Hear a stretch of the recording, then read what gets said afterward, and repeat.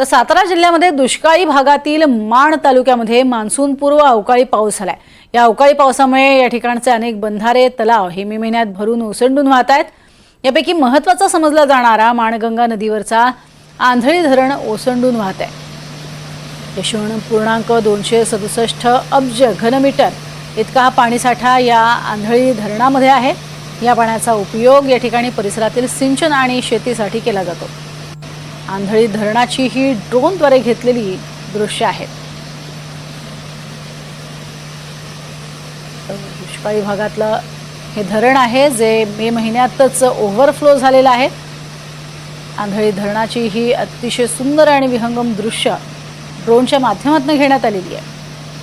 गेल्या काही दिवसांपासून सततचा पाऊस सुरू आहे आणि या पावसामुळे दुष्काळी माण भागामध्ये मे महिन्यातच आंधळी धरण ओव्हरफ्लो झालंय। अवकाळीचा पाऊस आणि त्यानंतर झालेल्या पावसामुळे ही किमया साध्य झाली आहे।